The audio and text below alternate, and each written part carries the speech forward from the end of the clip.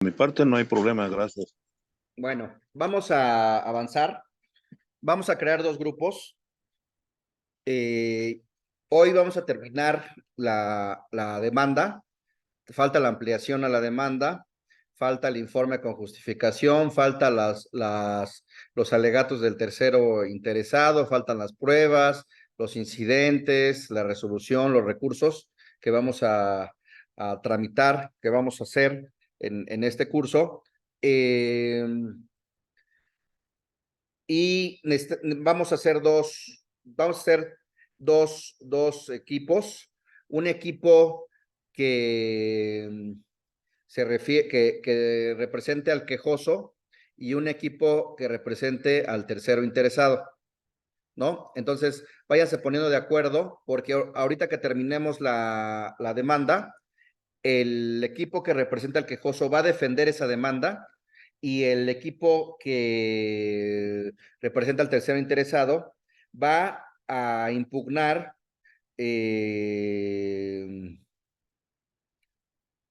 van a impugnar lo que se ha dicho en la demanda de amparo, ¿no? Y van a defender, por un lado, el quejoso va a defender en relación al informe, con justificación, las pruebas, la sentencia, los recursos, y por el otro lado, el tercero interesado también va a hacer lo mismo, va a defender su postura desde sus alegatos, sus pruebas, sus recursos, etcétera, etcétera, ¿no? Entonces, vamos a trazar un camino. Entonces, lo que vamos a hacer hoy es terminar el proyecto de la demanda y vamos a trazar el camino que vamos a seguir en la defensa, ¿no? Vamos a establecer los pasos que vamos a defender y atacar, ¿no? Entonces, y después, si terminamos con este juicio, vamos a poner otro ejemplo y hasta donde terminemos y así hasta donde terminemos, ¿no? Eh, nos habíamos quedado en los conceptos de violación. Para, vuelvo a, perdón que sea tan reiterativo, pero prefiero que no nos perdamos en dónde estamos a que estemos hablando al aire, ¿no? Nos quedamos en los conceptos de violación y vamos a ubicarnos, porque pasaron estos días y nos desubicamos. Eh, partimos, voy a hacer en 3 minutos, 5 minutos, nos vamos a ubicar. Eh, Habíamos hablado de que había 3 tipos de actos en contra de los que procede el amparo, que son los legislativos, los administrativos y los jurisdiccionales. Habíamos dicho que no nos íbamos a meter en estos, nos íbamos a meter en los jurisdiccionales. Y que los jurisdiccionales había antes de juicio, durante el juicio, sentencia, después de concluido o después de juicio,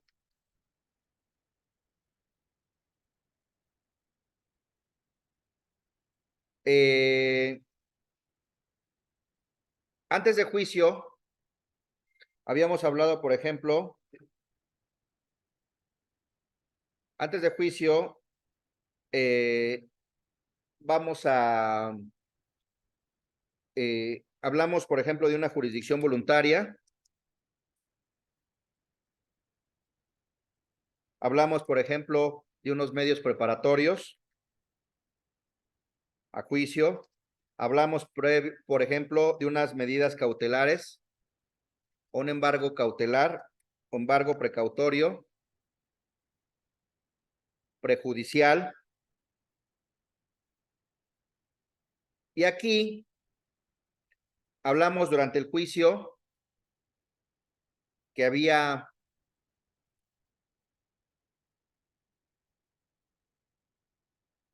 Aquí, este es antes. Durante el juicio es desde, habíamos dicho que era desde la demanda hasta antes de la sentencia, ¿no? Todo lo que pase durante el juicio, es decir, después de presentada la demanda antes de la sentencia, tendríamos que distinguir, habíamos dicho, si eran actos de imposible reparación, actos de posible reparación,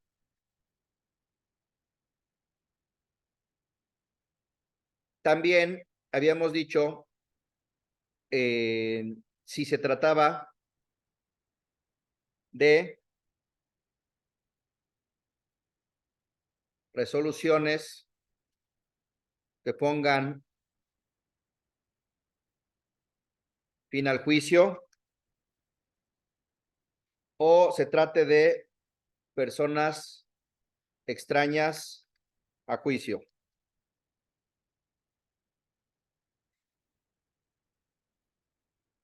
Y después de juicio, también hay de imposible reparación, posible reparación y personas extrañas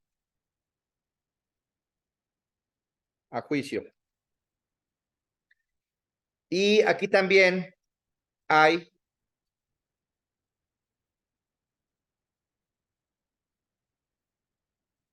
de imposible reparación, posible reparación y personas extrañas a juicio. Antes, durante, después. Y nosotros estamos aquí. Y bueno, todavía habíamos dicho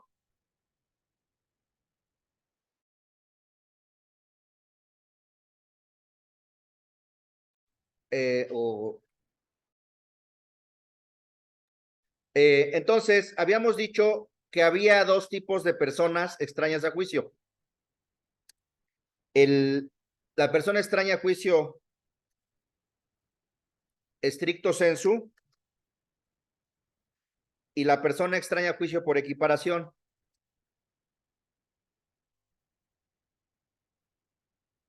Y que había la persona extraña a juicio stricto sensu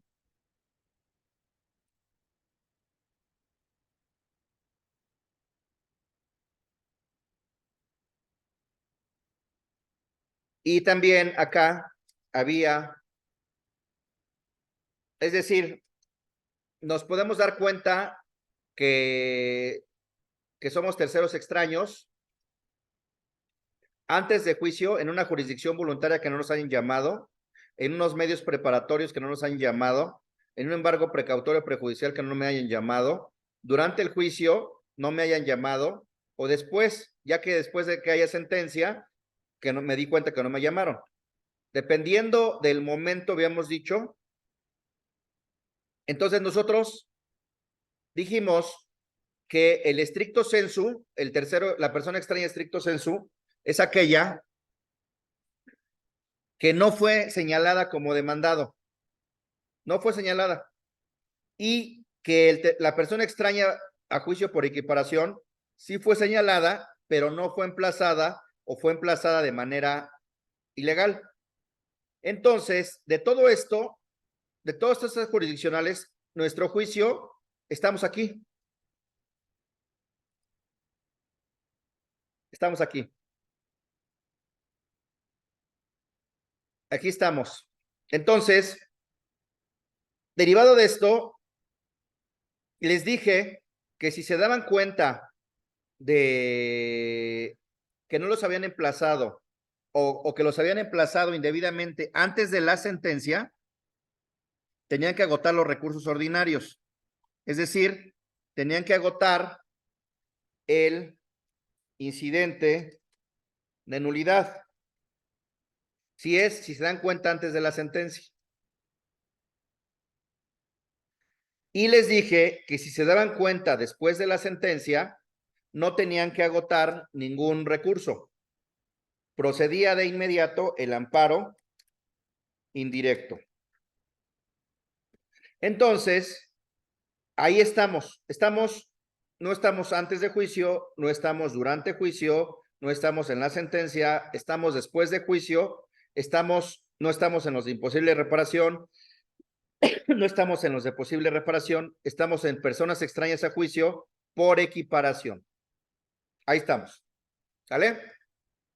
Ahora, vámonos a la demanda. ¿Hasta aquí alguna duda, algún comentario? ¿No? Bueno.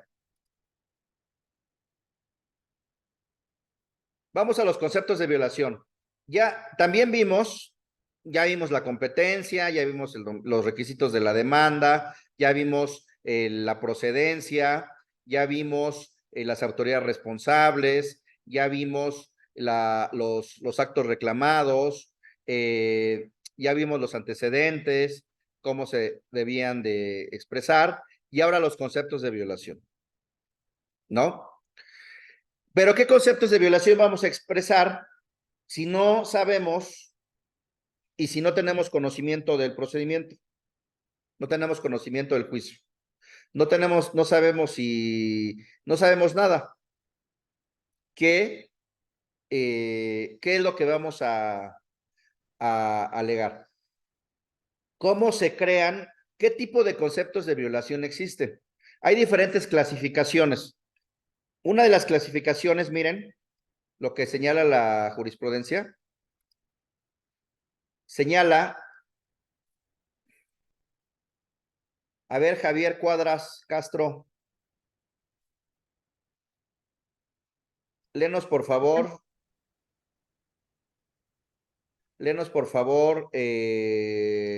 la jurisprudencia que está en pantalla. Okay. Por Juicio de favor. amparo. Ok. Juicio de amparo.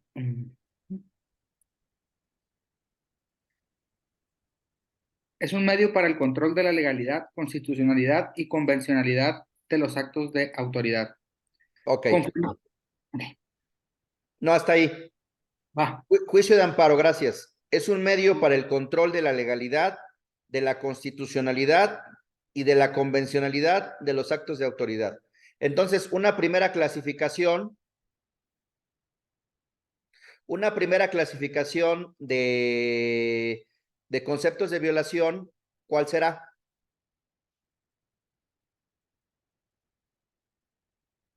Legalidad, Ajá. ¿Qué más?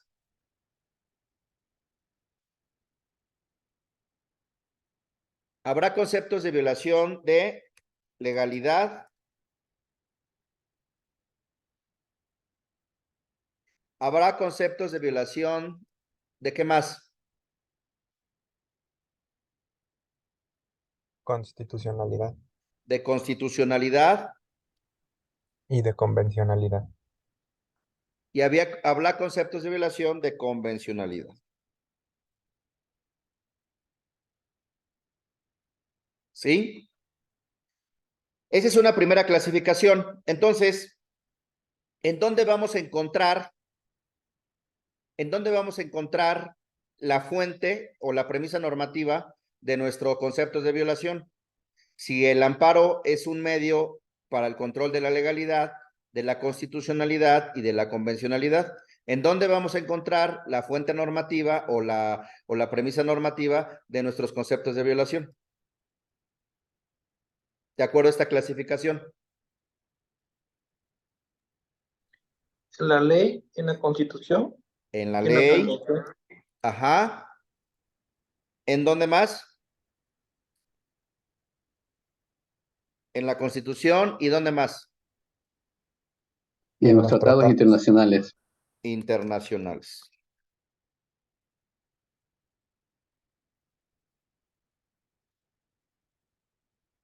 Ahí vamos a encontrar, en principio, nuestros,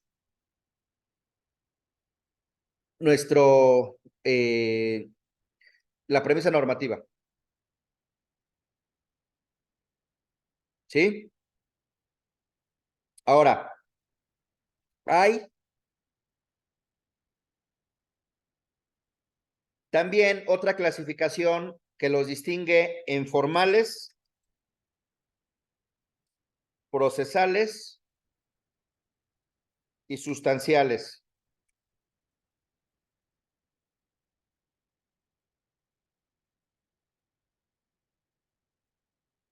Aquí se refiere a requisitos,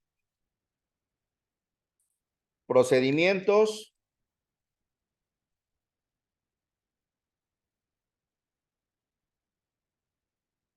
y restricción de derechos humanos o restricción a derechos humanos.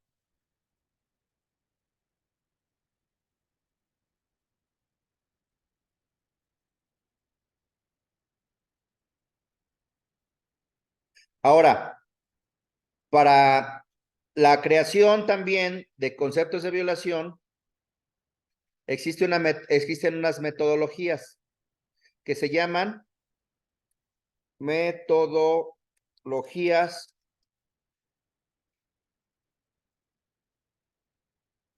de adjudicación constitucional. Esas metodologías de adjudicación constitucional son la interpretación conforme,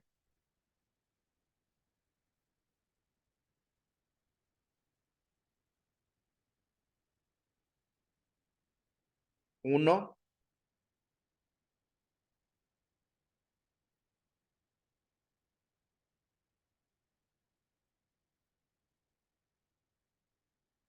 dos, el escrutinio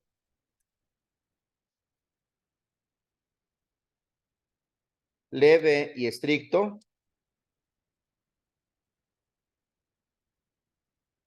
y el test de proporcionalidad.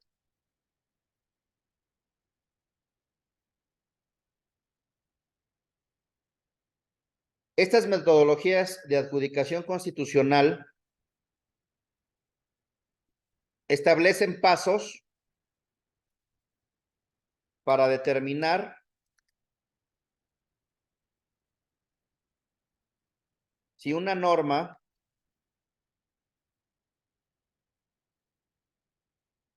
o un acto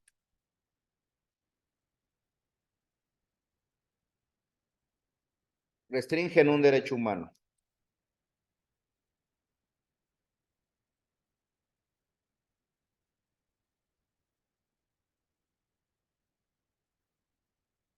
Entonces, ya que tenemos esto, ¿cómo armamos nuestro concepto de violación? Hay diversas formas. Hay quien pone primero la premisa normativa, después la premisa fáctica y probatoria y después la conclusión. Durante mucho tiempo puse primero la premisa normativa. Sin embargo, en la actualidad me parece que es más eficaz y más entendible poner primero lo que hizo el juez o lo que hizo la autoridad responsable, después lo que debió hacer y la violación, y después la conclusión. ¿Por qué? Porque a veces la premisa normativa es muy amplia y se pierde la efectividad en el concepto de violación. Entonces, a ver, Marco Solís, ¿cuál sería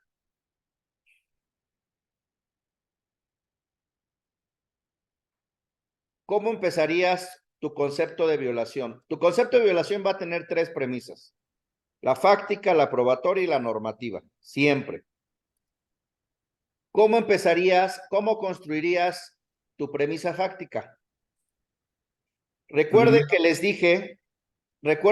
dije que la litis en materia de amparo se construye a partir de tres elementos: la existencia o inexistencia de los actos reclamados o de las normas o de las omisiones, la existencia o inexistencia de causas de improcedencia y la legalidad, constitucionalidad y convencionalidad. Entonces, la premisa normativa, la premisa fáctica, tendrá que incidir en que el juez o la autoridad responsable actuó ilegalmente, actuó de manera inconstitucional, o que su acto es ilegal, que su acto es inconstitucional, o que su acto, norma u omisión es inconvencional. Entonces, no perdamos de vista que aquí, en este concepto de violación, tenemos que demostrar que el acto, la norma o la omisión es ilegal, inconstitucional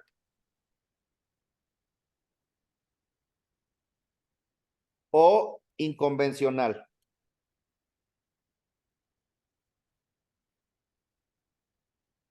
Ahora, ¿cómo armamos nuestra premisa normativa? A ver, Marcos Solís. Bueno, me voy a regresar al caso. Me voy a regresar al caso. Ese es para que armemos la premisa normativa.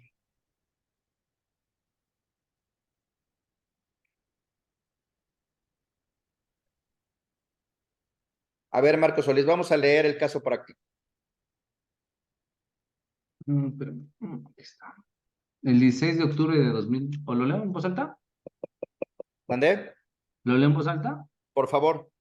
El 16 de octubre de 2023, en la sucursal del Banco Mexicano S.A., le informaron a don Pepe que no podía disponer del dinero de su cuenta bancaria porque había sido embargada en cumplimiento de la sentencia de 25 de septiembre de 2023, que dictó un juez civil de proceso escrito en la Ciudad de México, iniciado en contra de don Pepe.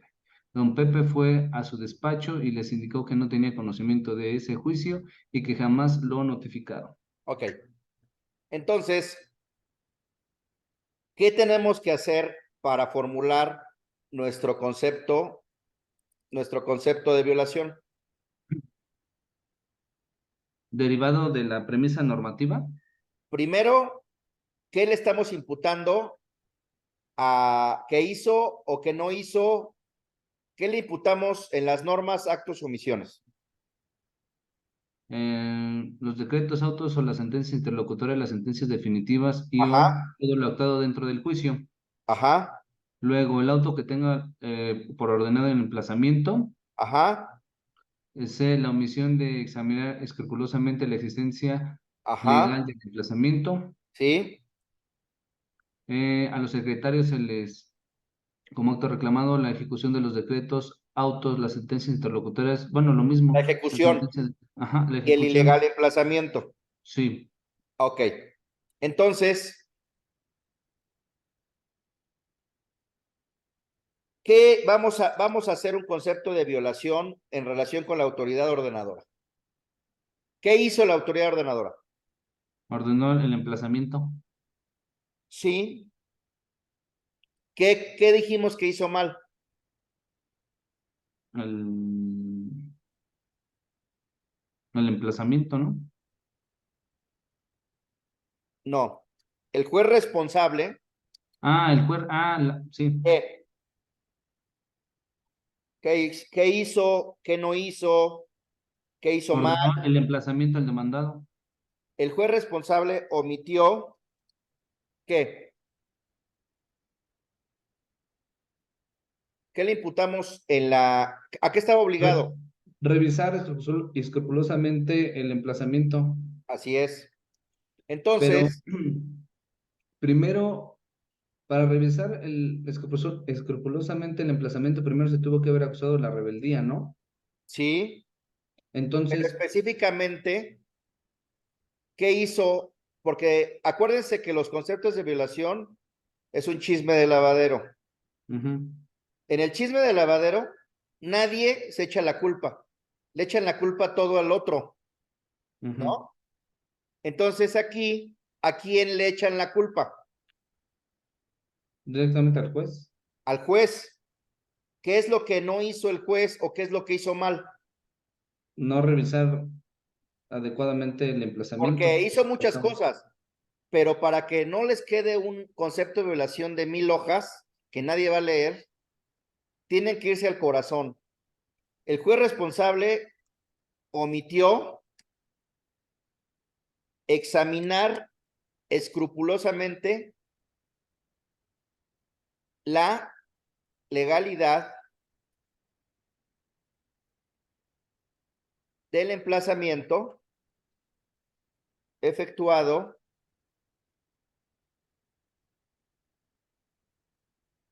a mi persona. ¿Eso es lo que hizo? ¿Eso es lo que dejó de hacer? Según nuestros hechos, ¿no? Sí. Entonces, el juez responsable omitió examinar escrupulosamente la legalidad del emplazamiento efectuado a mi persona. Luego, ¿qué más? Después de eso, ¿cuál fue la consecuencia? ¿Qué más hizo? Pues si ya lo tuvieron por bien emplazado, ahí, si no contestó, la demanda se tuvo que haber acusado de la rebeldía, ¿no? Ajá.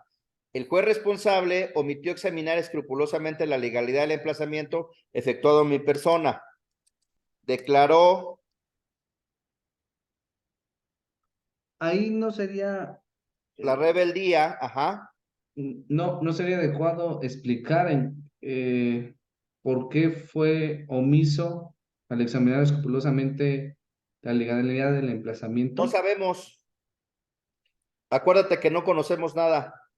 Eso lo vamos a hacer valer en la ampliación a la demanda. Ujú. Ahorita no sabemos nada. Después lo vamos a hacer valer en la ampliación a la demanda en Cuando términos del revisemos artículo la razón 111. memorial, ¿no? Cuando llegue el informe con justificación, Ujú. y ahí lo vamos a hacer valer. Ahorita no conocemos nada. Ok. El juez responsable omitió, o sea, nosotros presuponemos que el juez responsable omitió examinar escrupulosamente la legalidad del emplazamiento efectuado a mi persona. Declaró la rebeldía, declaró que incurrí en rebeldía, Teniéndome por confeso de los hechos. tramitó Bueno. y resolvió el juicio mediante sentencia y ejecutó esta mediante qué? Una orden de embargo. El embargo de mi cuenta bancaria. Eso es lo que hizo. Esa es la premisa fáctica y probatoria. Ahora, así de sencillo, ¿eh? Porque no conocemos.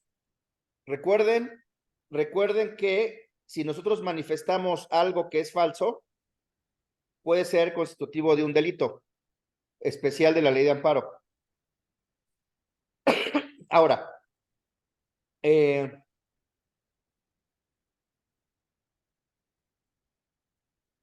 premisa normativa.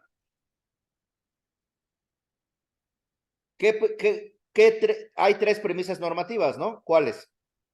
Conforme a lo que hemos visto. La Constitución, Ajá, la legislación, o sea, la ley, ajá, y las Convenios internacionales. Convencional. Convencional. Ok. El origen de todo concepto de violación, el origen para determinar la inconstitucionalidad, la inconvencionalidad y la ilegalidad está en el artículo 1 constitucional. Toda premisa normativa de una demanda de amparo, de un concepto de violación en una demanda de amparo, debe partir del artículo 1 constitucional. Y entonces, ahorita vemos el artículo. El juez responsable, acuérdense que hay que imputarle los hechos, hay que imputarle las acciones, las omisiones. Es un chisme de lavadero. El juez responsable, ¿qué? Violó. Restringió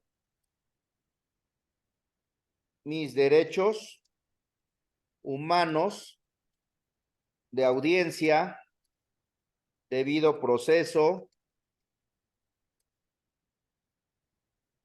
y acceso a la justicia con las debidas garantías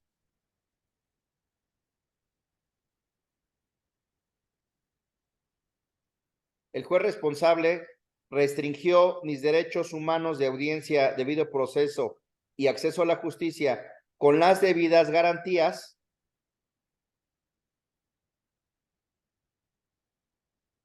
previstos en los artículos 1, 14, 16 y 17 de la Constitución General, fuera de los casos y condiciones que la Constitución o que ésta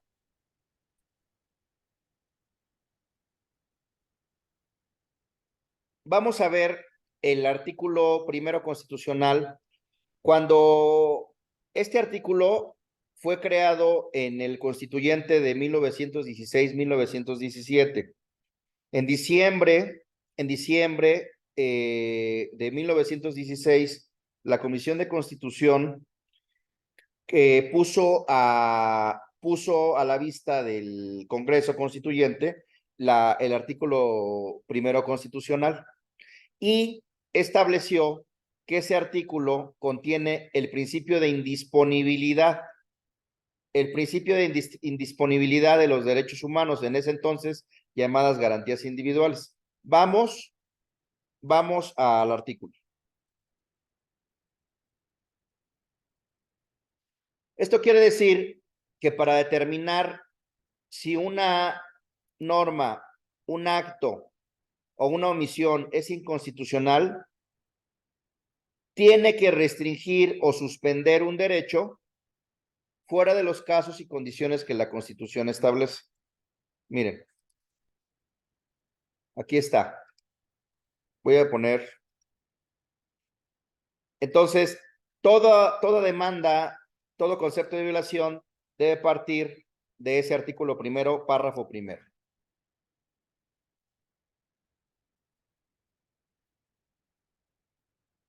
A ver,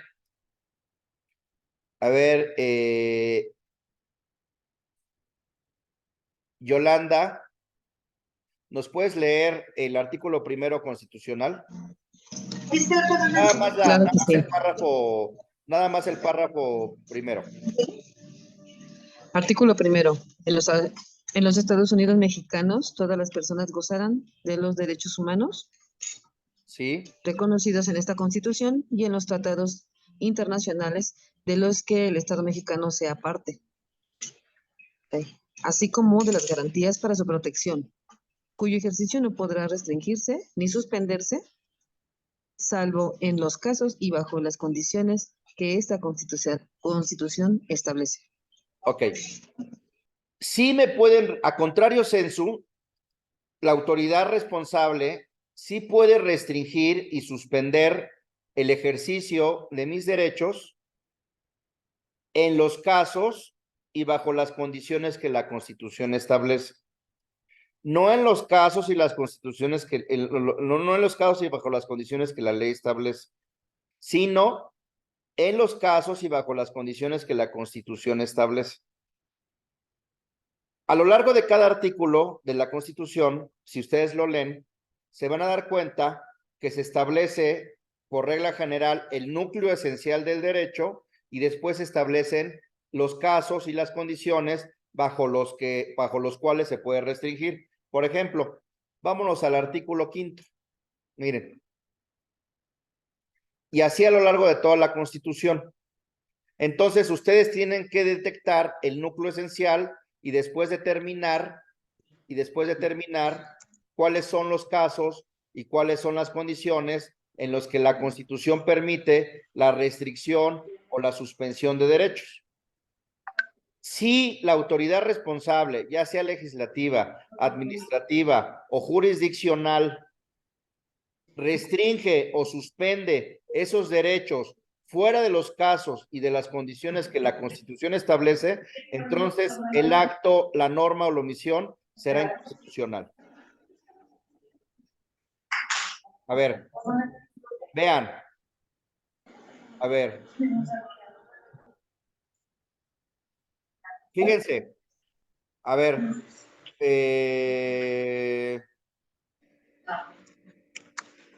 A ver, Gema Guzmán. Gema Guzmán, a ver, léenos el artículo 5, por favor.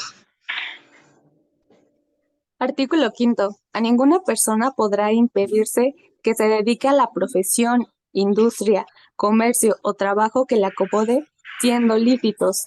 El ejercicio de esta libertad solo podrá vedarse por determinación judicial, cuando se ataquen los derechos de tercero o por resolución gubernativa, dictada en los términos que marque la ley. Cuando se ofendan los derechos de la sociedad, nadie puede ser privado del producto de su trabajo, sino por resolución judicial. Hasta ahí. A ver, ¿cuál es el núcleo? El núcleo es, nadie puede ser privado del producto de su trabajo. Y de acuerdo al artículo 1 constitucional, este derecho solo puede ser suspendido o restringido en los casos y bajo las condiciones que la Constitución establece. Entonces, bajo la Constitución, ¿cómo sí puedo ser privado del producto de mi trabajo?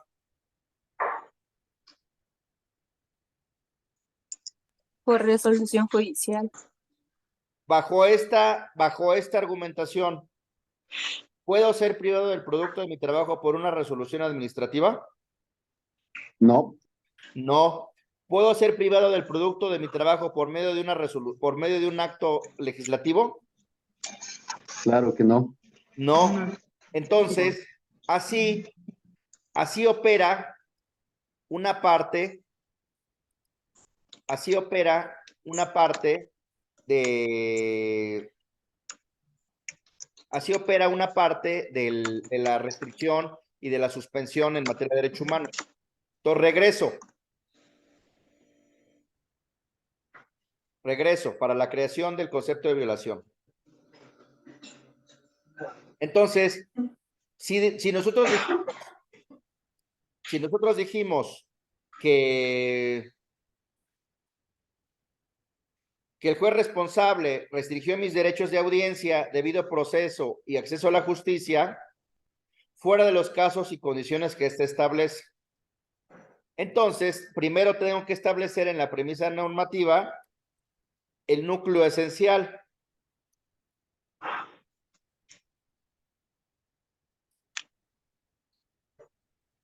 Y después tengo que establecer cuáles son los casos y condiciones en los que la Constitución permite que sea restringido o suspendido mi derecho. Y al final tengo que demostrar que mi derecho fue restringido.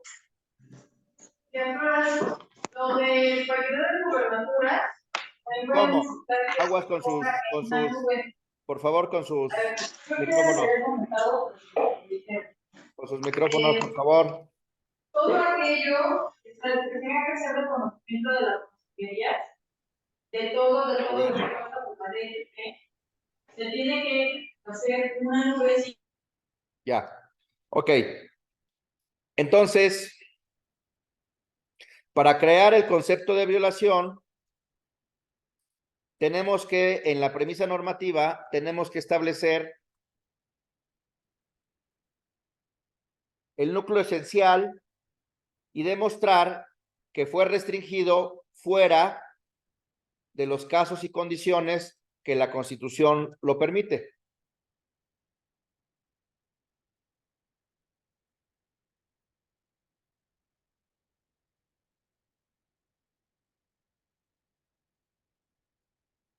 Ahora, ¿cuál será el núcleo esencial del artículo 14, 16 y 17?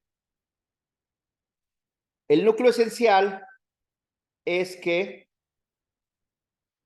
el juez responsable tiene prohibido privarme de mi propiedad y derechos sin la existencia de un juicio previo que respete las formalidades esenciales del procedimiento y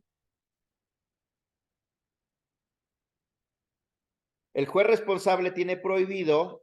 ¿Sí se ve la demanda? Sí, sí se ve, maestro. El juez responsable tiene prohibido privarme de mi propiedad y derechos sin la existencia de un juicio previo que respete las formales especiales del procedimiento y que sea acorde a las leyes del procedimiento. Ese es el núcleo esencial.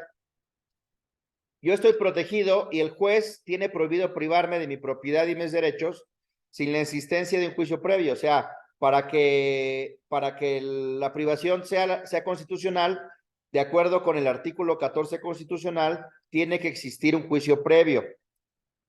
Ese juicio previo debe haber respetado las formalidades esenciales del procedimiento y ese juicio previo debe haber sido tramitado de acuerdo a las leyes del procedimiento, expedidas con anterioridad al hecho. Vámonos al 14 constitucional.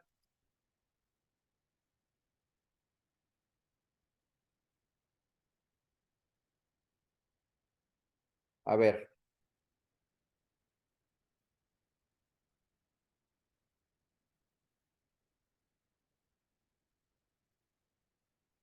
A contrario sensu del 14 constitucional, sí puedo ser privado, pero en los casos y las condiciones que la Constitución establece. A ver, David Torres, por favor, léenos el segundo párrafo del artículo 14.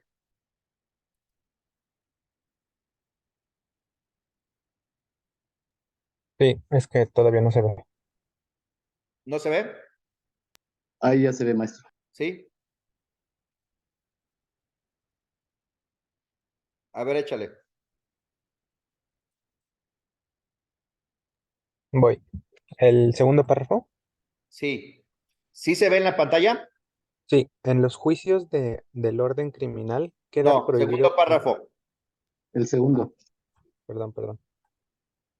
Lo mueve tantito al centro. Eh, Nadie podrá ser privado de la libertad o de sus propiedades, posesiones o derechos. No alcanzo a ver. Sino mediante. Sino mediante juicio seguido ante los tribunales previamente establecidos, en Ajá. el que se cumplan las formalidades esenciales del procedimiento y conforme a las leyes expedidas con anterioridad al hecho. Ok. De acuerdo con el principio de indisponibilidad de los derechos humanos, la autoridad legislativa, la autoridad administrativa y la autoridad jurisdiccional no pueden restringir mi derecho de audiencia fuera de los casos y condiciones que la Constitución establece. No pueden privarme de mis derechos, de mi libertad, de mis propiedades, de mis posesiones o de mis derechos. Solo lo pueden hacer en los términos, en los casos y las condiciones que establece la Constitución. Y la Constitución establece 3 requisitos para que yo pueda, para que la autoridad jurisdiccional pueda privarme de mis propiedades, posesiones o derechos. En este caso, de los recursos que hay en mi cuenta bancaria. Tiene que haber un juicio seguido ante los tribunales previamente establecidos. 1. Tiene que haber este juicio y este juez tiene que haber cumplido con las formalidades esenciales del procedimiento y también tiene que haber cumplido conforme a las leyes expedidas con anterioridad al hecho. Entonces, vamos a construir nuestra premisa.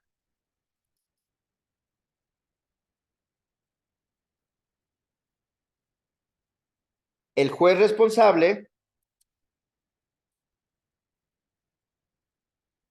me privó de mi propiedad y derechos ¿Existió un juicio previo? Pregunto. ¿Respetaron las formalidades esenciales del procedimiento? No respetaron. ¿Siguieron ese juicio acorde a las leyes del procedimiento expedidos con anterioridad al hecho? No. Entonces, el juez responsable me privó de mi propiedad y derechos mediante el embargo de mi cuenta bancaria fuera de los casos y condiciones que la Constitución General establece, toda vez que no me siguió un juicio previo, omitió respetar las formalidades esenciales del procedimiento y no respetó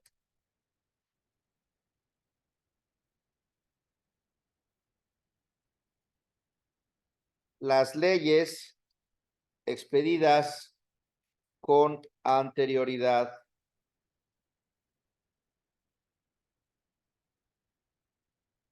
al hecho.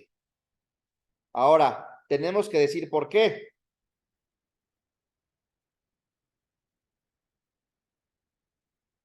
No me siguió un juicio previo o el juez responsable incurrió en lo anterior. ¿Por qué?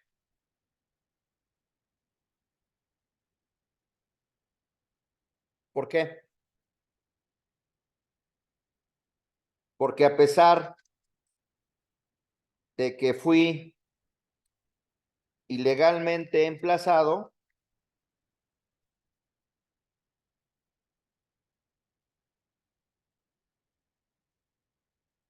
omitió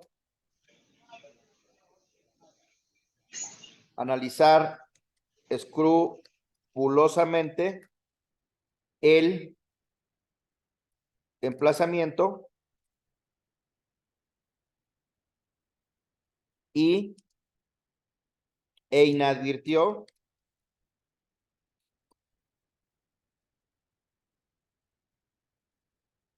que éste no respetó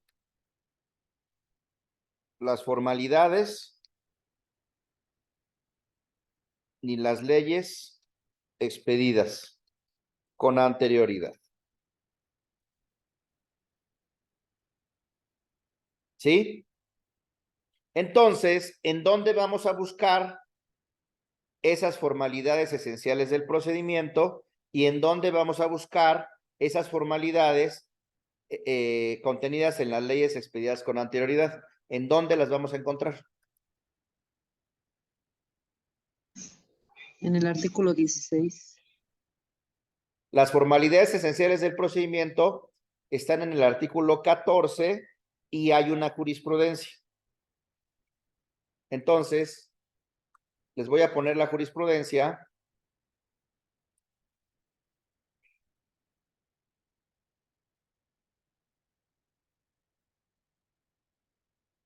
Procedimiento.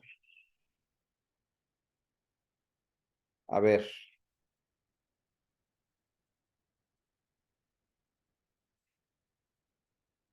Aquí está el Pleno de la Suprema Corte. Les voy a poner la tesis.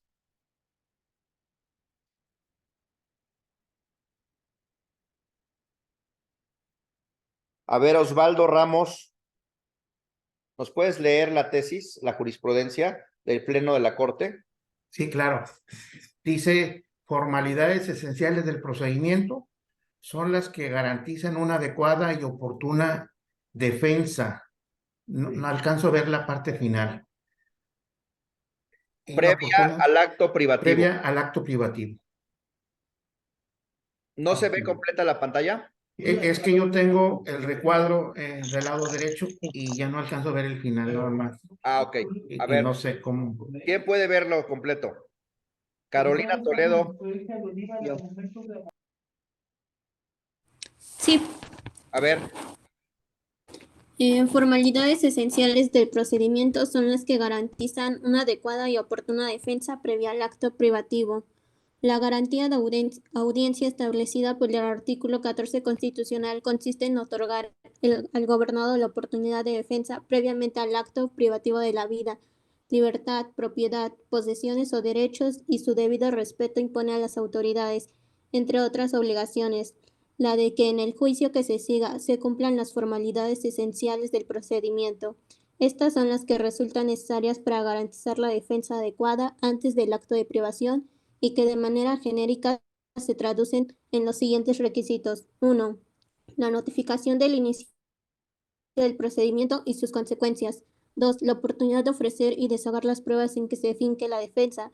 Y tercero, la oportunidad de alegar. Y cuarto, el dictado de una resolución que dirima las cuestiones debativas. De no respetarse estos requisitos, se dejaría de cumplir con el fin de la garantía de audiencia, que es evitar la indefensión del afectado. Ok. Entonces, si dijimos que en el caso concreto el juez no respetó las formalidades esenciales del procedimiento, el juez responsable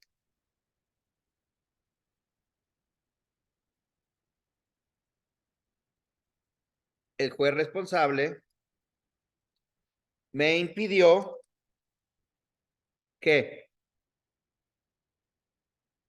el juez responsable ¿qué? Impidió presentar pruebas, alegatos. Impidió o el juez responsable omitió verificar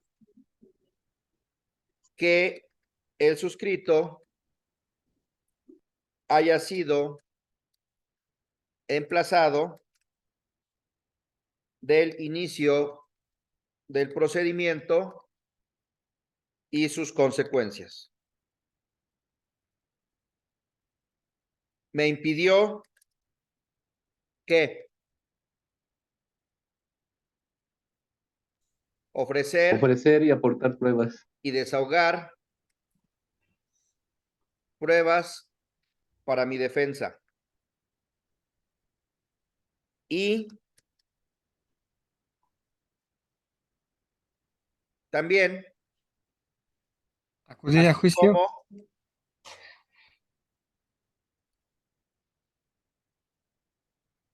mi oportunidad de alegar. ¿No? ¿Sí se ve la pantalla? Sí. sí se ve, maestro. Ok. Ahora, o sea, prácticamente me dejó en estado de indefensión. Ahora, ¿en dónde vamos a encontrar las formalidades del emplazamiento? ¿En dónde vamos a encontrar las formalidades del emplazamiento? En el Código Civil. En el Código de Procedimientos Civiles. Entonces, en el Código de Procedimientos Civiles vamos a encontrar las formalidades esenciales del emplazamiento. Entonces, nos vamos al... Les voy a poner el de Procedimientos Civiles. A ver.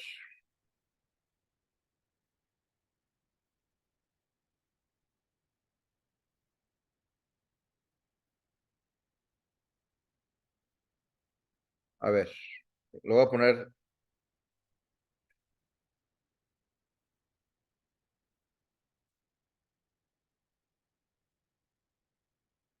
Esta que es materia civil, pues en el Código de Procedimientos Civiles, ¿no? Si fuera materia mercantil, ¿en dónde encontraríamos? Si el emplazamiento fuera en materia mercantil, ¿en dónde encontraríamos las formalidades del emplazamiento? En el Código de Comercio. En el En el Código Código de Federal. Comercio y en forma supletoria en el Código Federal de Procedimientos Civiles. Si el emplazamiento fuera en materia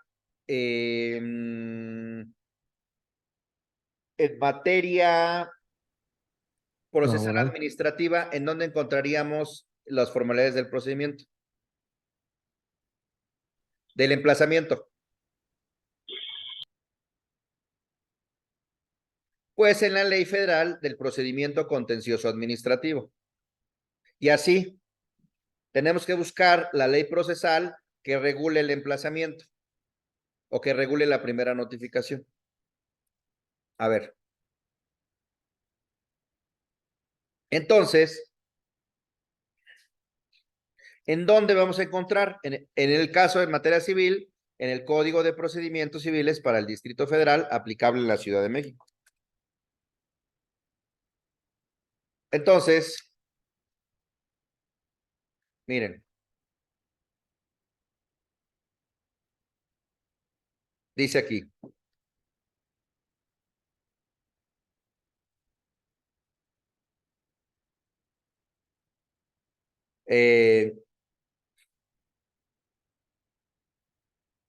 Aquí está.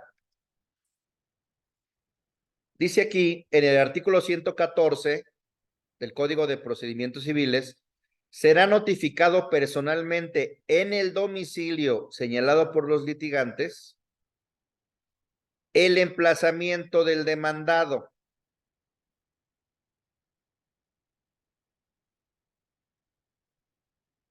¿Sí? Y luego nos vamos al 116.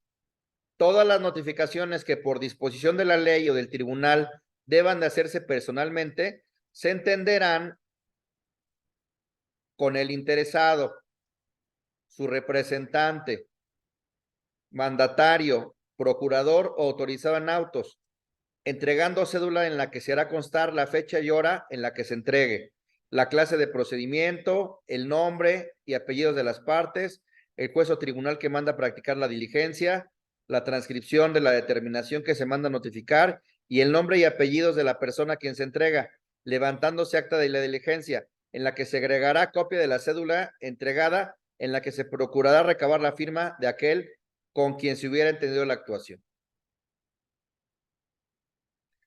El notificador se identificará ante la persona con la que entienda la diligencia. Y aquí vienen todos los requisitos en el 116. En el 116 vienen todos los requisitos y entonces, en nuestro concepto de violación, ¿qué tenemos que poner?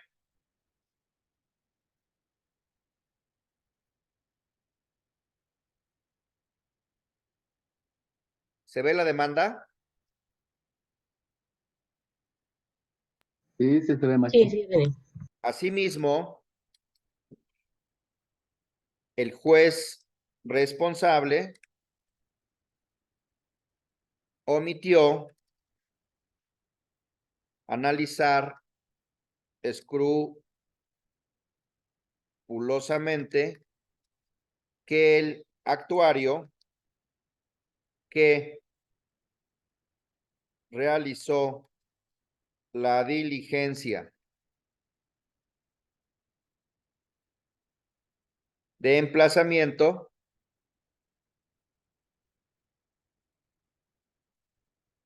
cumpliera con los requisitos que establece el artículo 116 del Código de Procedimientos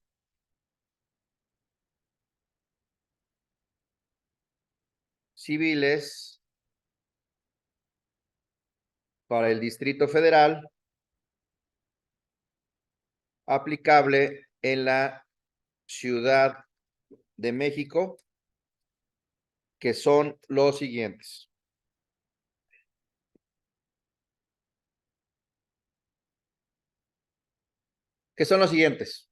Y ponemos todos y cada uno de los requisitos que establece, de los requisitos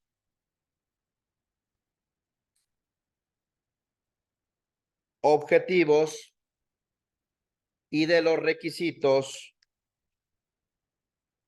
subjetivos que establece el artículo 116, ¿no? Y ya todo lo demás lo dejamos a la ampliación a la demanda. En consecuencia,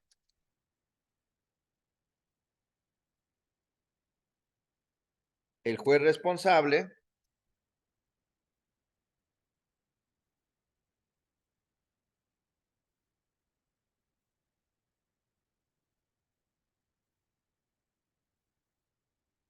restringió mis derechos de audiencia,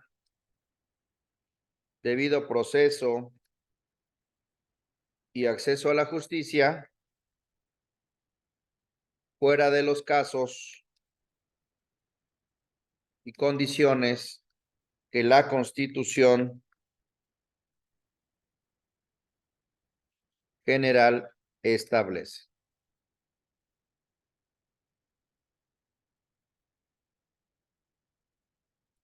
Entonces, por lo anterior, le pido que declare fundado este concepto de violación y me conceda el amparo y protección de la justicia de la Unión.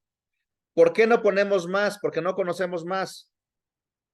Esto, toda esta parte de si cumplió con los objetivos y si cumplió con los requisitos subjetivos, eso lo vamos a desarrollar en los conceptos de violación que vamos a ampliar en la demanda en términos del artículo 111. No tenemos más. Ahora, ¿hasta aquí hay alguna duda? ¿Algún comentario? La ampliación de la demanda se va a dar cuando se reciba el informe justificado, ¿verdad? Efectivamente, en términos del Ok. artículo 111, vamos a tener 15 días para ampliar la demanda. Y esos 15 días podemos ampliar la demanda en cuanto a autoridades responsables, en cuanto a actos reclamados o a conceptos de violación. Por ejemplo, si quien emplazó fue otra autoridad y si aparece el expediente en el informe, pues vamos a tener la posibilidad de ampliar y señalar esa nueva autoridad. Por ejemplo, a ver, Marcos. Sí, solamente una pregunta. También no deberíamos de anotar el artículo 271, segundo párrafo, donde establece que el juez, al momento antes de acusar la rebeldía, tiene que revisar escrupulosamente el emplazamiento. Sí, lo podemos poner. Es el artículo que habíamos señalado, que establece la obligación del juez para analizar escrupulosamente el emplazamiento. Ahora, también, ese sería para el juez. Tendríamos que hacer un concepto de violación para los ejecutores, para los secretarios actuarios, en términos similares. Hacer el núcleo esencial, en el caso concreto, el secretario actuario, ¿no? Restringió mi derecho de audiencia, de debido proceso y de acceso a la justicia, porque me emplazó sin cumplir con los requisitos que establece, sin respetar las formalidades esenciales y sin cumplir con los requisitos que establece el 116, ¿no? Entonces ahí ya dijimos, omitió entenderse con mi persona, omitió entenderse, emplazar en el domicilio real, ¿no? Omitió identificarse, omitió dejarme las copias del traslado, etcétera, etcétera, etcétera, que eso lo vamos a ver en la ampliación. Ahorita simplemente lo que entendemos es que nos emplazó ilegalmente porque a mí nunca me entregaron nada. No fueron a mi domicilio, hasta donde yo tengo conocimiento, no fueron a mi domicilio. El actuario nunca me entregó a mí las copias de traslado, ni me emplazó, ¿no? Ahora, ¿qué nos falta? En la demanda de amparo, ¿se deben de ofrecer las pruebas?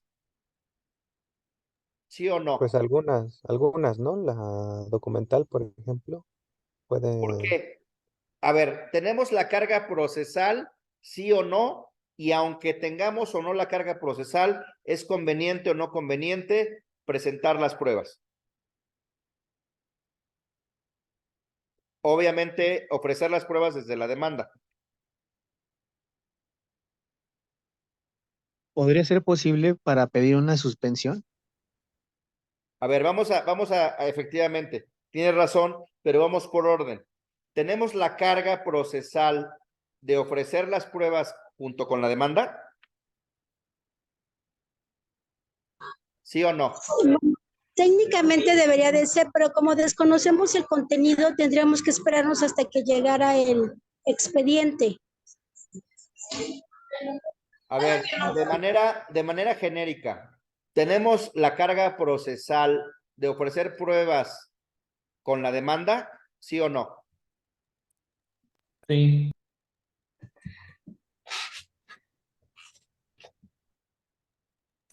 No. No tenemos la carga procesal de ofrecer las pruebas en la demanda. Eso no quiere decir que no sea conveniente ofrecer algunas, precisamente para la suspensión. Pero si no vamos a pedir suspensión, no tenemos la carga procesal, les llega el cliente el último día a las 10 de la noche y las pruebas, no tienen la carga procesal de ofrecer las pruebas con la demanda. Veamos el artículo 119 de la Ley de Amparo.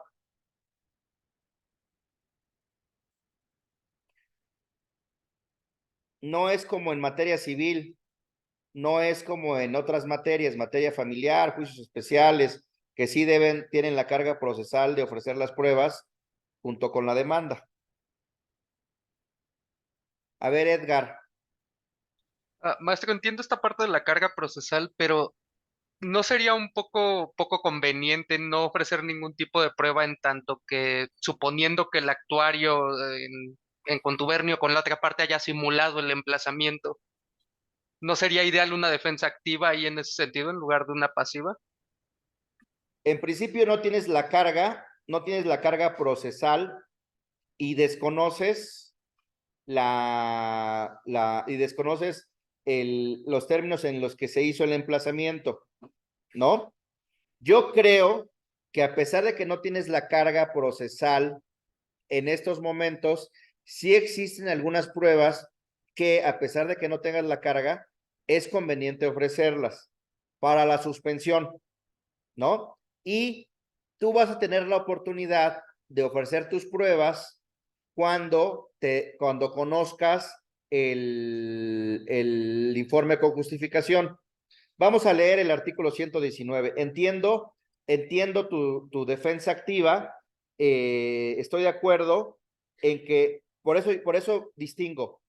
Si bien no tenemos la carga procesal de ofrecer las pruebas en la demanda, sino en la audiencia constitucional o un plazo antes de la audiencia constitucional para ciertas pruebas, es conveniente hacerlo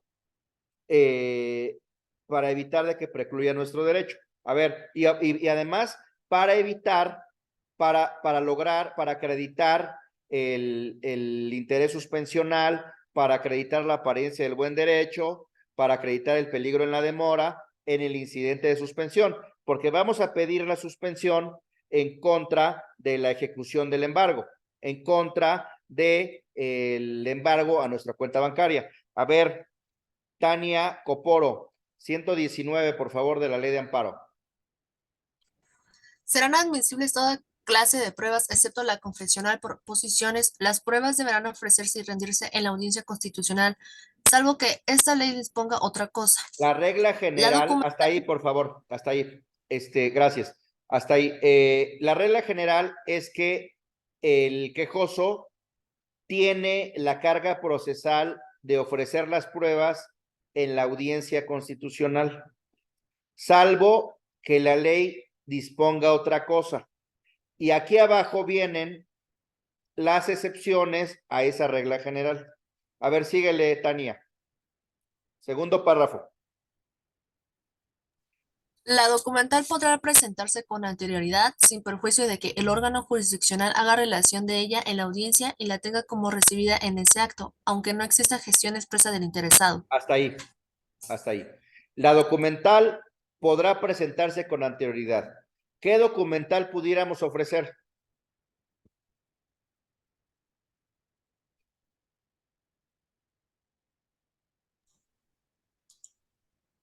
Pues nos tendremos que regresar a los La hechos, copia, ¿no? la copia que lleva el cliente. ¿La qué?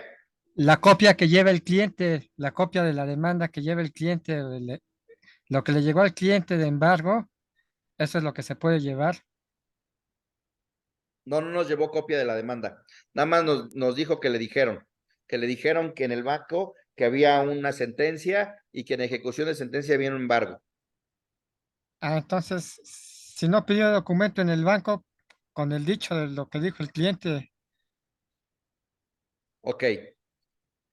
Para determinar qué pruebas, pues nos tendríamos que ir a los antecedentes, ¿no?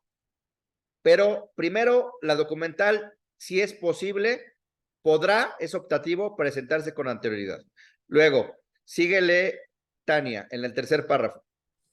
Las pruebas testimonial, pericial, inspección judicial o cualquier otra que amerite desahogo posterior deberán ofrecerse a más tardar 5 días hábiles antes de la audiencia constitucional, sin contar el del ofrecimiento ni el señalado para la propia audiencia.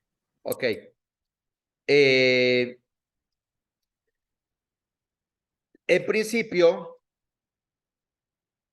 tienen que ofrecer las pruebas 5 días hábiles antes de la audiencia constitucional, sin contar el del ofrecimiento, 6 días, ni el señalado para la propia audiencia, 7 días. Es decir, tienen que ofrecerlas 8 días antes, 8 días hábiles antes de la audiencia constitucional. Si es testimonial, pericial, inspección o cualquier otra que amerite desahogo posterior. Gracias. Todas las demás las pueden ofrecer en la audiencia constitucional. Todas las documentales las pueden ofrecer en la audiencia constitucional. Ahora, ¿qué pasa en el caso del emplazamiento que no sabemos? A ver, ¿quién que levantó la mano? ¿Qué pasó? Una pregunta, ¿y qué pasa si se difiere la audiencia constitucional? Aquí con viene, respecto a la prueba? aquí viene el siguiente párrafo, es el que vamos a leer ahorita. A ver, Tania, otra vez, el párrafo que sigue. Este plazo no podrá ampliarse con motivo del diferimiento de la audiencia constitucional, salvo que se trate de probar o desvirtuar hechos que no hayan podido ser conocidos por las partes con la oportunidad legal suficiente para ofrecerlas en el plazo referido, por causas no imputables a su descuido o negligencia dentro del procedimiento. En estos casos, el plazo para el ofrecimiento de tales pruebas será el señalado para la audiencia constitucional, tomando como indicador la nueva fecha señalada para la audiencia. Por ejemplo, si en el informe con justificación aparece que los notificaron por medio de su empleada doméstica o por medio de su empleado que ustedes no conocen, ¿a poco ustedes desde la demanda o desde los primeros 8 días antes de señalados a la primera audiencia constitucional, antes de que tuvieran conocimiento del informe, estaban en posibilidad de ofrecer, por ejemplo, el informe del Instituto Mexicano del Seguro Social para determinar si ustedes tenían como registrado como empleado a la persona que dice el actuario con la que entendió la diligencia? ¿Ustedes estaban en posibilidad antes de tener conocimiento mediante el informe con justificación de esa situación? ¿O no? No, no se tiene, no. Pues no teníamos, entonces, pues puedo ofrecerla en la segunda, en el diferimiento de la audiencia, pero siempre y cuando sean 8 días antes. 8 días antes y que no haya sido por mi descuido o por mi negligencia. Aquí no fue por mi descuido o mi negligencia. Esto lo vamos a ver cuando veamos el informe, cuando veamos cómo nos emplazaron.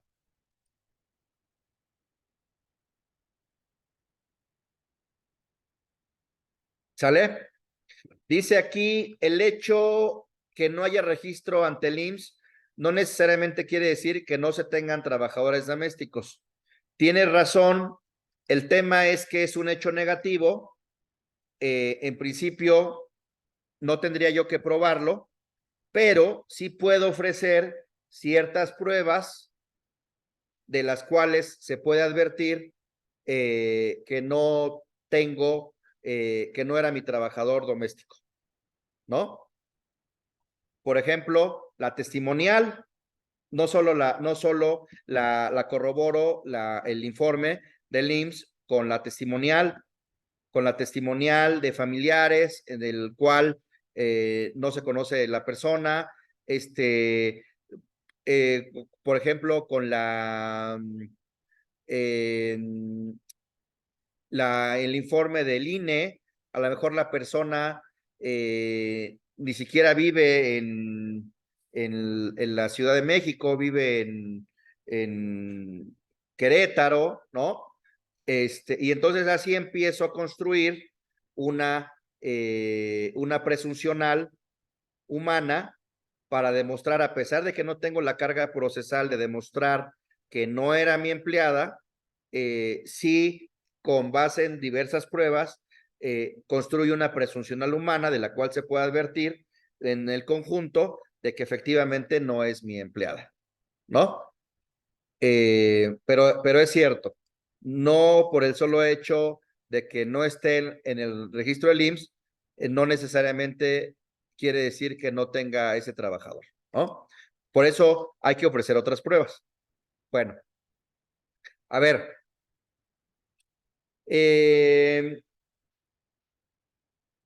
Vamos a ver.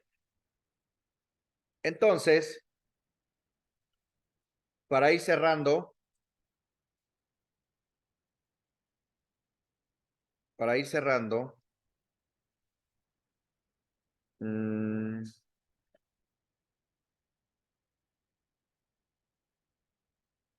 Vamos a ver.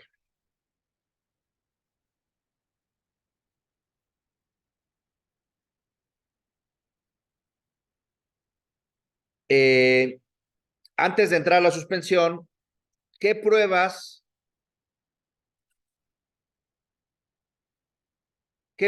sí pudiera ofrecer?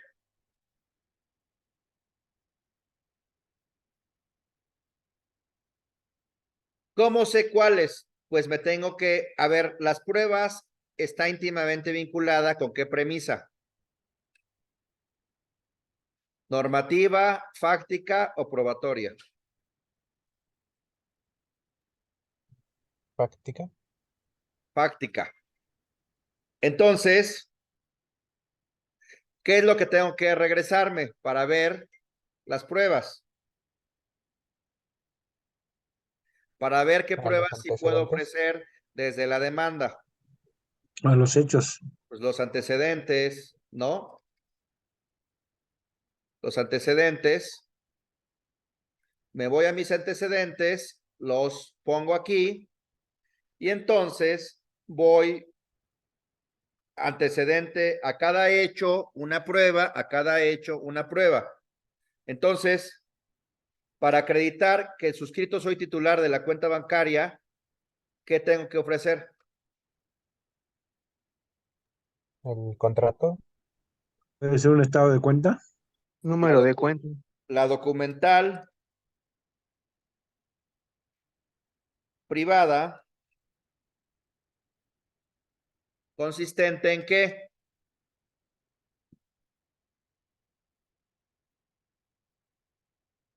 En el contrato, ¿no?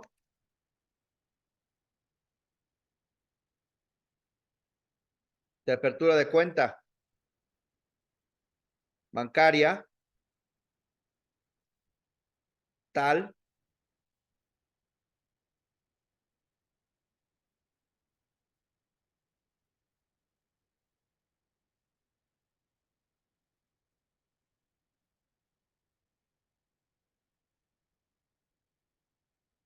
¿sí? Apertura en la sucursal 20 del banco tal. Que acompaño como anexo 1.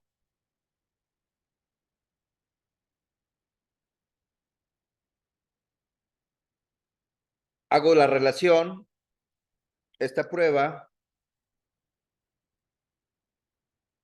se relaciona con el antecedente 1 de esta demanda.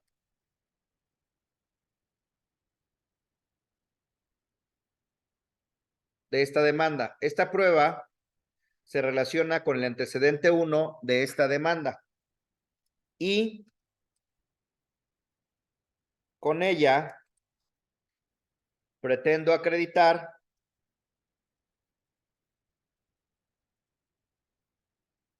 que ¿De interés jurídico? ajá,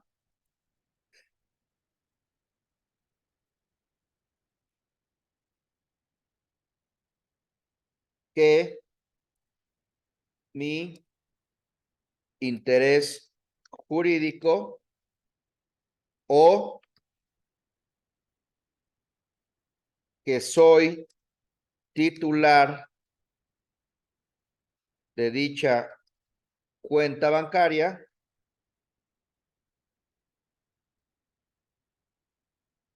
y que por ello tengo derechos o tengo derecho subjetivo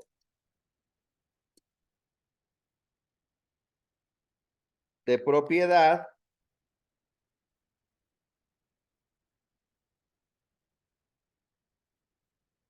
tengo el derecho subjetivo de propiedad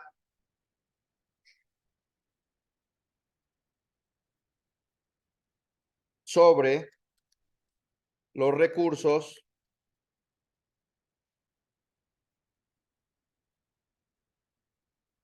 contenidos en la misma. Es decir, que tengo interés jurídico. ¿Sí? Acuérdense que lo que tenemos que acreditar, a ver qué pasó, Edgar, Francisco. Sí, maestro, una pregunta. ¿Y qué sucede, por poner el ejemplo, cuando se trata de un bien inmueble del que únicamente se tiene la posesión y, por ejemplo, no hay un documento que lo acredite? No hay un documento que lo acredite. Ajá, no hay ningún Bueno, documento, únicamente está la posesión. La jurisprudencia del Pleno de la Suprema Corte ha señalado o señala que el juicio de amparo no protege al detentador, sino protege al poseedor. ¿Cuál sería el origen de su posesión, aunque no tenga un documento? ¿Cuál fue el origen? Bueno, no sé, no tengo en mente algún supuesto. No sé, incluso que hayan comprado una casa de palabra, pero ya ve que es muy común. Está mal hecho, pero me he encontrado muchas situaciones donde la gente compra y se están dando dinero y tal, pero finalmente no llegan a escriturar nunca. Bueno, No sé por decirlo. ofreces la testimonial. Ofrece la O sea, es decir, es válida una testimonial para acreditar el interés. Sí. Ok. Ofrece la testimonial. Ahora, este es el interés jurídico y hay dos tipos de interés jurídico. Hay dos tipos de interés jurídico. ¿Cuáles son? ¿Cuáles son los tipos de interés jurídico? Hay un interés jurídico principal y hay un interés jurídico suspensional.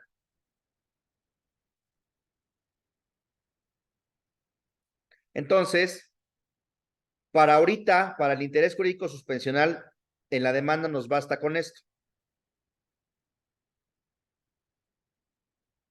Ahora, para acreditar el hecho 2, el antecedente 2, dice, a la fecha, en dicha cuenta tengo depositada la cantidad de 4 millones de pesos. ¿Qué ofrecería? Perdón, me falta la idoneidad. Considero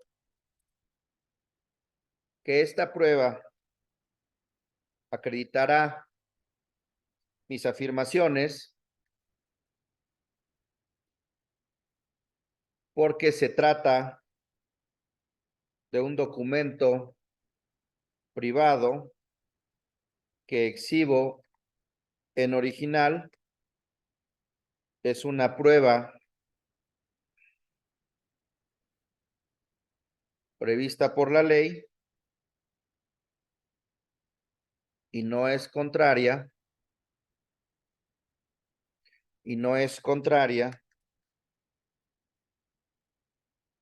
a la ley ni a las buenas costumbres.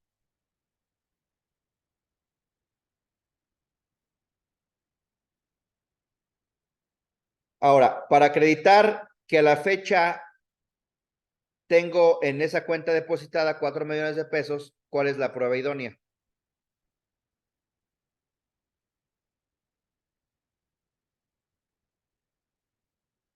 El estado de cuenta. ¿Un estado de cuenta? Sí. La documental privada consistente en la copia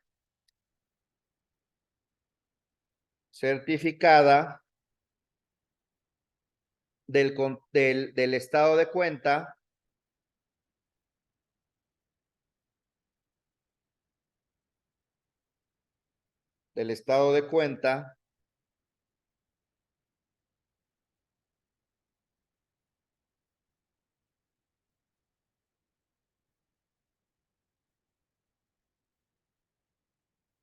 de la cuenta bancaria tal,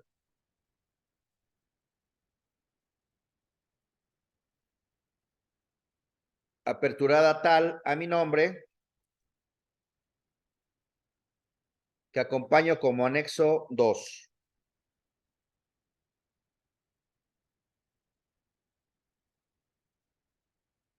¿Cómo certifican un estado de cuenta? ¿Con base en qué se debe certificar un estado de cuenta? También se podría usar el score o el buro de crédito. También, pero la prueba idónea aquí sería el estado de cuenta.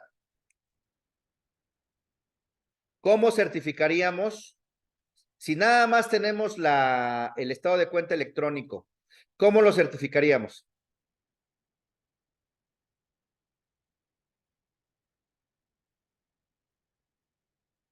¿Cómo?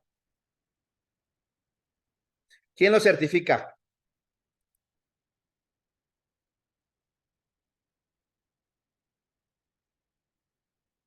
¿Quién certifica los estados de cuenta? ¿Quién certifica los documentos relacionados? ¿Quién puede certificar, por ejemplo, su contrato de apertura de cuenta? ¿Quién puede certificar sus estados de cuenta? El banco. ¿Con base en qué? Pues ellos son los que tienen los documentos, ellos son quienes generan el documento. Sí. ¿Pero con base en qué? Vámonos al artículo 100 de la Ley de Instituciones de Crédito.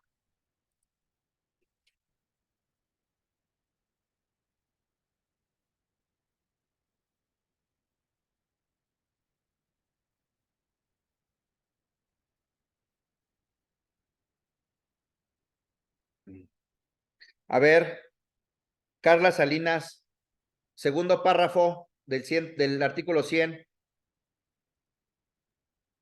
Sí, los negativos originales de cámara obtenidos por el sistema de microfilmación y las imágenes grabadas por el sistema de discos ópticos o cualquier otro medio autorizado por la Comisión Nacional Bancaria y de Valores, a que se refiere el párrafo anterior, así como las impresiones obtenidas de dichos sistemas o medios, debidamente certificadas por el funcionario autorizado de las instituciones de crédito, tendrán en juicio el mismo valor probatorio que los libros, registros y documentos microfilmados o grabados en discos ópticos o conservados a través de cualquier otro medio autorizado. Perfecto. Debidamente certificados por el funcionario autorizado de la institución de crédito. ¿Sí?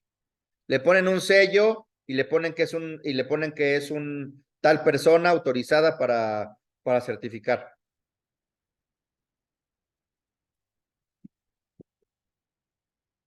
Yo no correría riesgo y tal vez si no me daba tiempo al presentar la demanda, exhibo la copia electrónica, pero también solicitaría a la institución bancaria, le solicitaría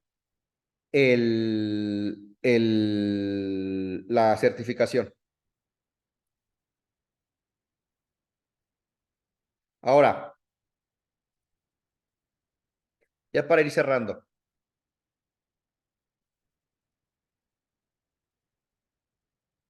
Esta prueba se relaciona con el antecedente 2 y con ella pretendo acreditar qué pasó Marco Solís.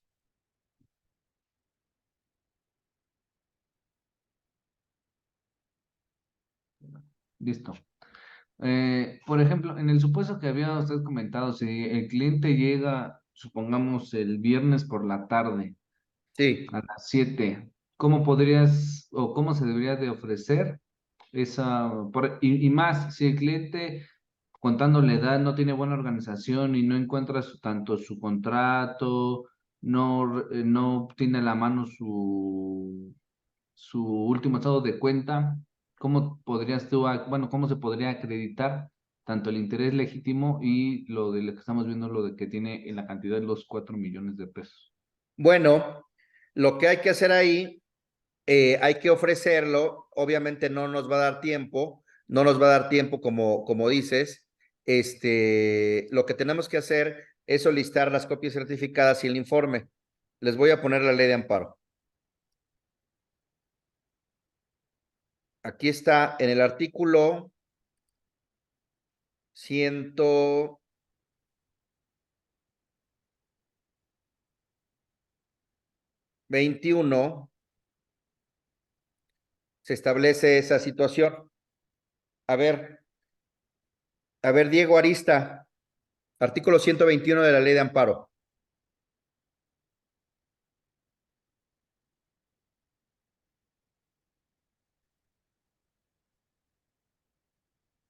Eh, 121.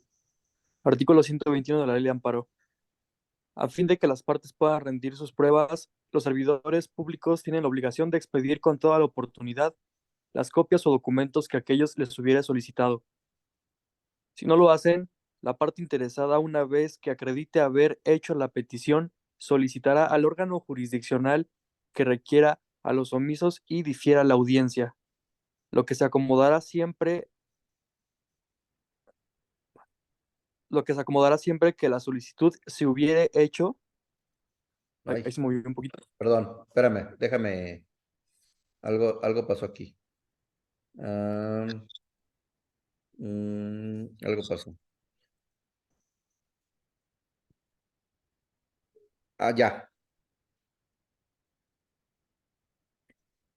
A ver. Ok. El órgano jurisdiccional hará el requerimiento de que se le envíen directamente los documentos o copias dentro del plazo que no exceda 10 días. A pesar del requerimiento, no se envían oportunamente los documentos o copias, el órgano jurisdiccional a petición de parte podrá diferir la audiencia, ¿no?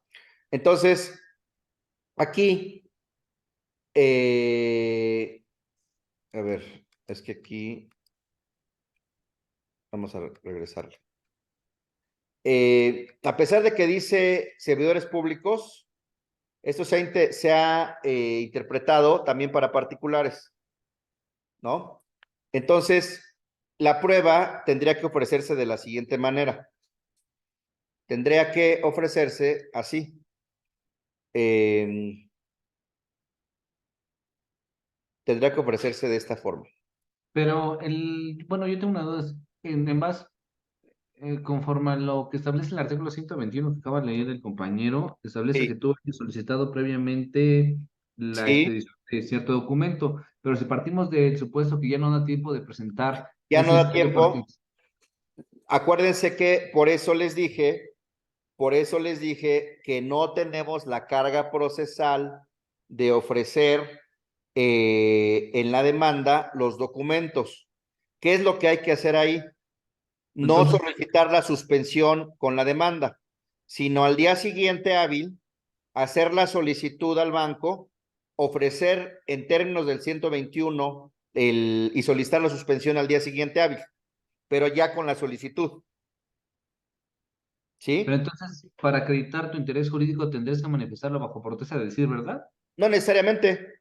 Acuérdense que no tienen la carga procesal de ofrecer con la demanda. Tú puedes, por eso les decía que había, por ejemplo, dos intereses jurídicos. El interés jurídico principal y el interés jurídico suspensional. En relación para acreditar tu interés jurídico, tienes hasta la audiencia constitucional para ofrecer tu documento. Y desde que tú presentas, de ese viernes en la noche que te llegó el cliente hasta la audiencia constitucional, pues van a pasar 1 o 2 meses. Entonces puedes conseguirla. Ahora, pero, sí, te escucho. Pero yo voy en el supuesto, supongamos que no tiene el contrato de apertura de cuenta bancaria. Sí. Entonces, ahí, ¿cómo la autoridad va a cerciorarse que está legitimado para promover el amparo? Es que precisamente por eso lo manifiestas bajo protesta de decir verdad en los antecedentes. Por eso te pide que lo manifiestes bajo protesta de decir verdad.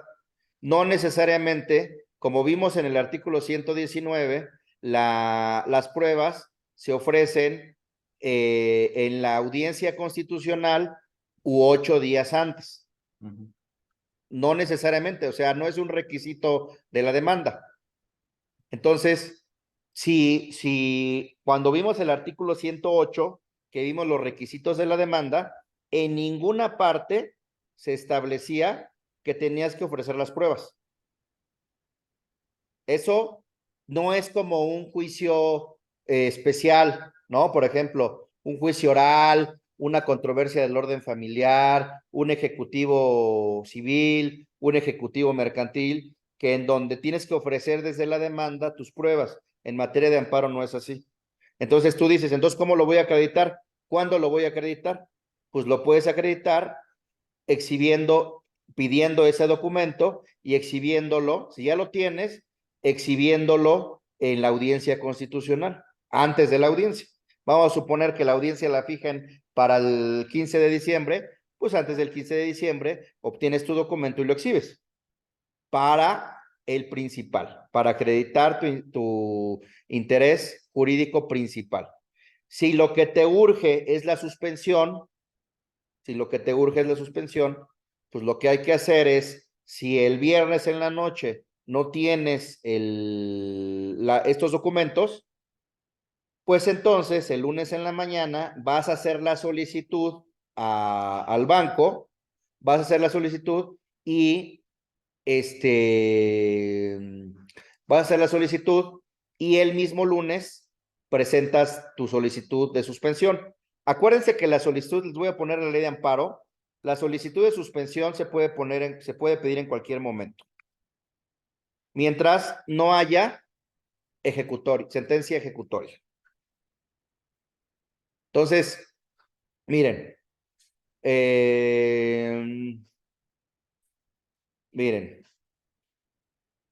les voy a poner el artículo. La suspensión se puede pedir en cualquier momento. A lo mejor no la pediste el viernes en la noche, pues no tenías los documentos, pero la pides el lunes en la mañana. Una vez que ya hayas solicitado los documentos, no te los van a entregar en ese momento, pero lo que hay que hacer es lo siguiente. Miren. Dice aquí.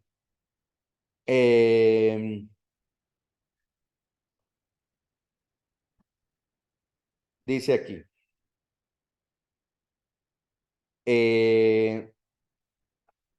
Hay un artículo 130. La suspensión se podrá pedir en cualquier tiempo, mientras no se dicte sentencia ejecutoria. Entonces, pues si no la pudiste pedir el viernes en la noche, haces tu solicitud en términos del 121, la ofreces en términos del 121, la ofreces el lunes en la mañana y ya solicitas. Hay otro artículo que es el 143. Dice aquí, el órgano jurisdiccional podrá solicitar documentos y ordenar las diligencias que considere necesarias a efecto de resolver sobre la suspensión definitiva. Entonces, en el incidente de suspensión únicamente se admitirán las pruebas documental e inspección judicial. Yo he alegado en otros asuntos la inconstitucionalidad de este artículo, porque precisamente, ¿por qué creen que es inconstitucional este artículo?